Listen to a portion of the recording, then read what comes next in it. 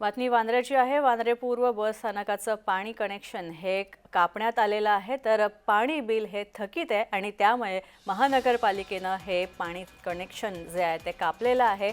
पाणी बिल भरण्यासंदर्भात बस स्थानकाला मनपाने वारंवार नोटिसा पाठवल्या होत्या, मात्र अद्यापही स्थानकातर्फे हे पाणी बिल भरण्यात आलेलं नाही आणि त्यामुळेच हे पाणी कनेक्शन कापले असल्याची माहिती आहे। सकाळपासूनच पाणी आलं नाही आहे आणि त्यामुळे बेस्ट कर्मचाऱ्यांचे मात्र यामुळे मोठे हाल होत आहेत। पण पाहतोय वांद्रे पूर्व बस स्थानकात महानगरपालिकेने पाण्याचं बिल भरलं नाहीये म्हणून मनपाने पाण्याचं कनेक्शनच कट केलेलं आहे आणि त्यामुळे पाणी नाही आहे वांद्रे पूर्व बस स्थानकामध्ये आणि त्यामुळे पाण्याविना इथल्या कर्मचाऱ्यांचे मात्र हाल होत आहेत।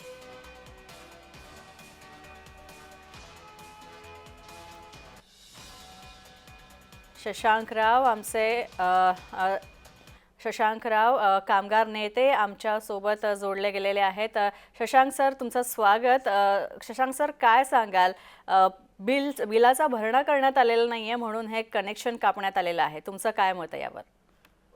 मुळात असं आहे की जेवढे बस स्टेशन्स आहेत तिथे बीएसटी कडनं कुठेही फॅसिलिटीज दिल्या जात नाहीत। अनेक ठिकाणी बाथरूम्स नाही आहेत, अशा अनेक गोष्टी आहेत आणि ज्या बस स्टेशन्स मध्ये आराम करण्याची जागा आहे तिकडे सुद्धा परिस्थिती फार खराब आहे आणि हे फार खेदजनक आहे, कारण कंडक्टर, ड्रायव्हर्स आणि बाकीच्या कर्मचाऱ्यांना आणि पॅसेंजर्सला ते पाणी उपलब्ध झालं पाहिजे। ते पाणी आपलंच येतं।